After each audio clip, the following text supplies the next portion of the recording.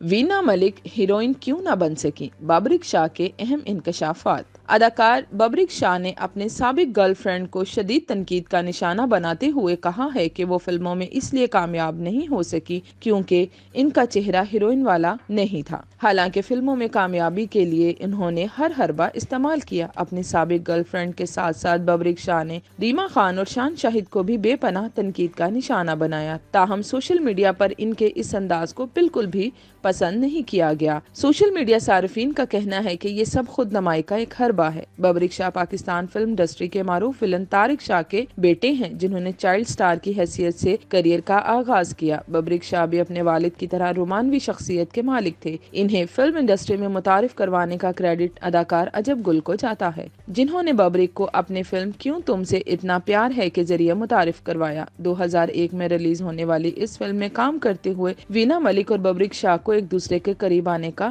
موقع ملا اور دیکھتے ہی دیکھتے ان کی دوستی گہری ہو گئی اور دونوں نے ہمیشہ ساتھ جینے مرنے کی قسمیں بھی کھا لیں۔ اس زمانے میں ببرک شاہ اور وینا ملک زیادہ تر وقت ایک ساتھ ہی گزارتے تھے۔ جب میڈیا کے ذریعے یہ بات پھیل گئی تو وینا اور ببرک نے یہ دعویٰ کیا کہ انہوں نے نکاح کیا ہوا ہے، لیکن اس بات کا کوئی ثبوت پیش نہ کیا۔ وینا ملک اور ببرک شاہ کی دوستی 2 سال تک رہی، جس کے بعد وینا کی زندگی میں فاسٹ بالر محمد آصف آ گئے۔ ایک حالیہ انٹرویو کے دوران جب ببرک شاہ سے ماضی کے بارے میں سوال کیا گیا تو ان کا کہنا تھا کہ وینا ملک کا چہرہ ہیروئن والا نہیں ہے، جس کی وجہ سے اس کا ہیروئن بننے کا خواب آج تک پورا نہیں ہوا۔